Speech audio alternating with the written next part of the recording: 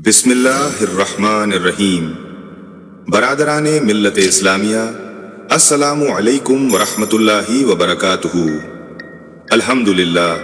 الحمدللہ وکفا وسلام علی حبیبی مصطفیٰ صلی اللہ علیہ وسلم، اما بعد فاعوذ باللہ من الشیطان الرجیم، بسم اللہ الرحمن الرحیم۔ بارگاہ رسالت صلی اللہ علیہ وسلم میں درود پاک کا ہدیہ پیش کریں۔ اللہم صلی علی محمد النبی الامی وعلی آلہ وسلم تسلیما۔ تاریخ انسانیت عظیم قربانیوں کی داستانوں سے بھری پڑی ہے، مگر ایک داستان ایسی ہے جس کا ہر لفظ صبر، ہر منظر عظیمت اور ہر قدم حق کی نشانی ہے۔ یہ وہ داستان ہے جس کی ابتدا حضرت اسماعیل علیہ السلام کی قربانی سے ہوتی ہے اور انتہا نواسائے رسول لخت جگر بطول سیدنا امام حسین رضی اللہ عنہ کی شہادت پر۔ وہ نور نظر، وہ لخت جگر جن کی ولادت پر عرش پر خوشیاں منائی گئیں۔ روایت ہے کہ 5 شعبان 4 ہجری کو جب مدینہ منورہ میں سیدہ فاطمہ الزہرا رضی اللہ عنہا کے گھر اس پھول نے جنم لیا تو حضور نبی کریم صلی اللہ علیہ وسلم تشریف لائے۔ آپ نے اپنے نواسے کو گود میں لیا، دائیں کان میں اذان اور بائیں کان میں اقامت پڑھی اور اپنے لب مبارک سے کھجور چبا کر گھٹی دی اور آپ کا نام حسین رکھا۔ یہ نام بھی کوئی عام نام نہ تھے۔ روایت ہے کہ حسن اور حسین جنت کے ناموں میں سے ہیں جو اس سے پہلے کسی کے نہ رکھے گئے تھے۔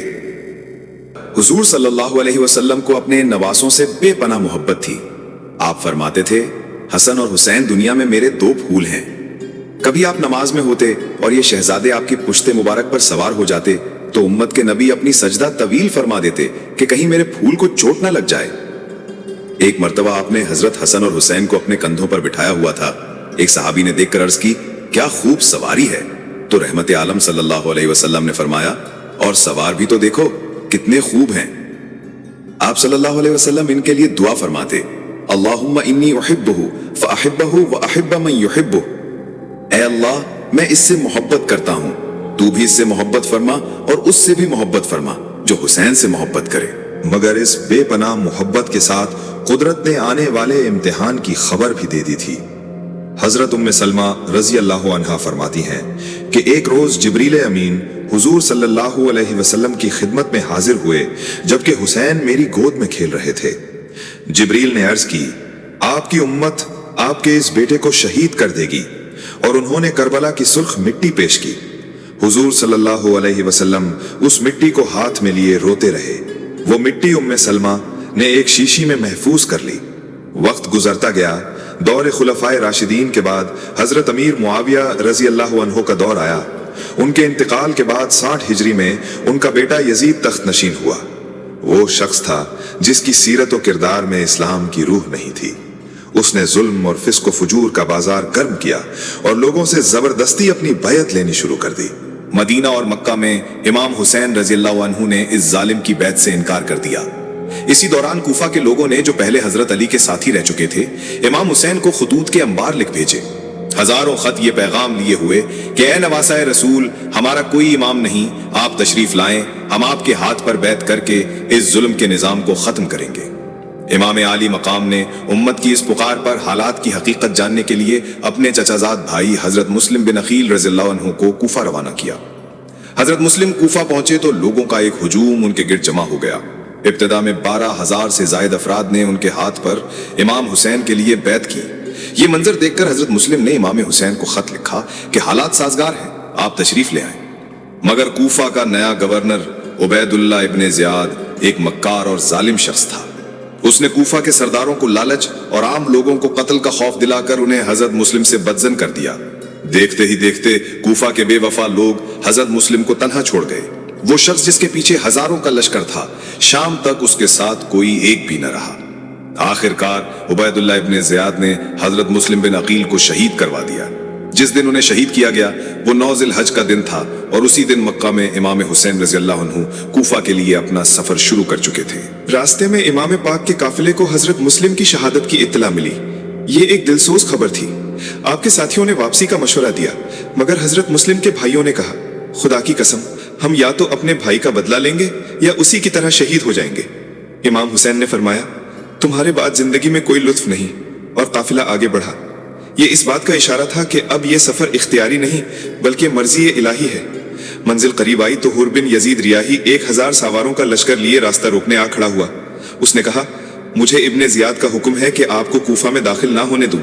امام نے فرمایا، تم ہی لوگوں نے مجھے بلایا تھا، مگر اب وہ اپنے وعدوں سے مکر چکے تھے۔ حر کا لشکر پیاسا تھا۔ امام عالی مقام نے، جو رحمت للعالمین کے نواسے تھے، اپنے دشمنوں کو بھی پانی پلایا، یہاں تک کہ ان کے گھوڑوں کو بھی سیراب کیا۔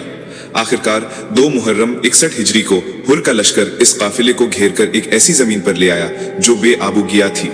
امام نے اس جگہ کا نام پوچھا، بتایا گیا اسے کربلا کہتے ہیں۔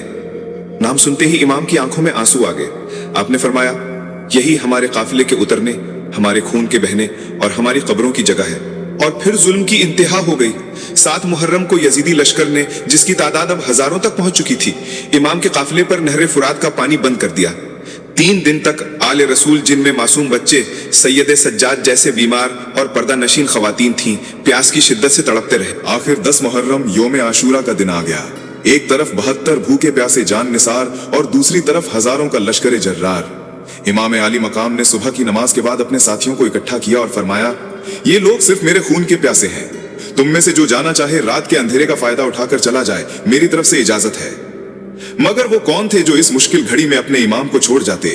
سب نے یک زبان ہو کر کہا، اے نواسہ رسول، اگر ہمیں 70 مرتبہ قتل کر کے زندہ کیا جائے تب بھی ہم آپ کا ساتھ نہیں چھوڑیں گے۔ جنگ شروع ہوئی۔ امام حسین کے جان نثاروں نے بہادری کی وہ مثال قائم کی جسے تاریخ کبھی فراموش نہیں کر سکتی۔ ایک ایک کر کے حبیب ابن مظاہر، مسلم ابن اوسجا، زہیر ابن القین سب جام شہادت نوش کرتے گئے۔ پھر اہل بیت کی باری آئی۔ امام کے بھتیجے حضرت قاسم ابن حسن، جو ابھی نوجوان تھے، میدان میں اترے اور لڑتے لڑتے شہید ہو گئے۔ پھر امام کے بھائی حضرت عباس علمدار بچوں کی پیاس بجھانے کے لیے فرات کی طرف گئے۔ مشکیزہ بھرا، مگر واپسی میں ان کے بازو قلم کر دیے گئے اور وہ بھی شہید ہو گئے۔ سب سے دل سوز منظر اس وقت تھا جب امام کے 18 سالہ جوان بیٹے حضرت علی اکبر، جو شبیہ پیغمبر تھے، میدان میں گئے۔ جب وہ زخمی ہو کر واپس آئے اور کہا، ابا جان، پیاس کی شدت سے زبان کانٹے بن گئی ہے، تو امام نے اپنی خشک زبان ان کے منہ میں رکھ دی اور فرمایا، بیٹا جاؤ، عنقریب تم اپنے نانا کے ہاتھوں سے جام کوثر پیو گے۔ حضرت علی اکبر واپس گئے اور بہادری سے لڑتے ہوئے شہید ہو گئے۔ اب میدان میں امام حسین تنہا رہ گئے۔ آپ اپنے 6 ماہ کے معصوم بیٹے علی اصغر کو ہاتھوں پر اٹھا کر میدان میں لائے اور فرمایا، اے لوگو، اگر میں تمہاری نظر میں گنہگار ہوں تو اس معصوم نے کیا بگاڑا ہے؟ اسے 2 گھونٹ پانی پلا دو۔ جواب میں ہرملا کے تیر نے اس معصوم کی گردن کو چھید دیا۔ اب امام عالی مقام زخموں سے چور تنہا میدان میں کھڑے تھے۔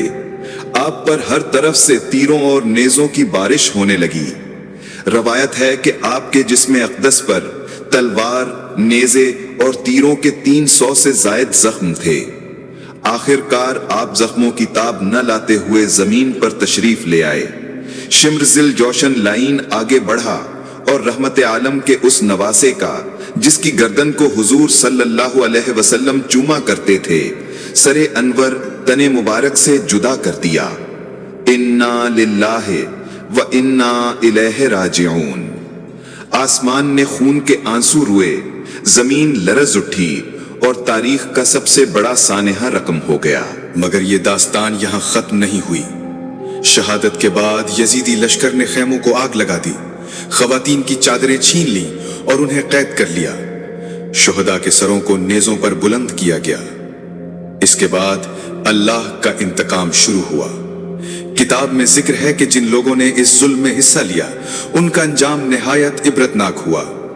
عبید اللہ ابن زیاد کو مختار الثقافی کے لشکر نے قتل کیا اور اس کا سر مختار کے سامنے پیش کیا گیا تو روایت ہے کہ ایک سانپ اس کے نتنوں سے داخل ہو کر منہ سے نکلتا رہا۔ شمر کو قتل کر کے اس کی لاش کتوں کے آگے ڈال دی گئی۔ عمر ابن سعد، جس نے لشکر کی قیادت کی تھی، وہ بھی اپنے بیٹے کے ساتھ مارا گیا۔ خولی، جو سر امام لے کر گیا تھا، اسے زندہ جلا دیا گیا۔ گویا قدرت نے بتا دیا کہ اہل بیت پر ظلم کرنے والوں کا دنیا میں بھی کیا انجام ہوتا ہے۔ برادران اسلام، شہادت حسین صرف ایک شخص کا قتل نہیں بلکہ ایک فلسفہ ہے۔ یہ حق اور باطل کے درمیان فرق واضح کرنے کا نام ہے۔ یہ اس بات کا اعلان ہے کہ تلوار پر ہمیشہ خون کی فتح ہوتی ہے۔ امام حسین نے اپنا گھرانہ قربان کر کے دین مصطفیٰ کو بچا لیا۔ انہوں نے ہمیں درس دیا کہ حالات کتنے ہی سنگین کیوں نہ ہو جائیں، صبر کا دامن ہاتھ سے نہ چھوڑو اور حق کے لیے ہر قربانی دینے کے لیے تیار رہو۔ آج 1400 سال بعد بھی حسین کا نام زندہ ہے، جبکہ یزید کا نام نفرت کی علامت بن چکا ہے۔ قتل حسین اصل میں مرگ یزید ہے۔ اسلام زندہ ہوتا ہے ہر کربلا کے بعد۔ اللہ تعالی ہمیں امام حسین رضی اللہ عنہ کے صبر، ان کی عظیمت اور ان کی عظیم قربانی کے فلسفے کو سمجھنے اور اس پر عمل کرنے کی توفیق عطا فرمائے۔ وآخر دعوانا ان الحمد للہ رب العالمین۔ السلام علیکم ورحمۃ اللہ وبرکاتہ۔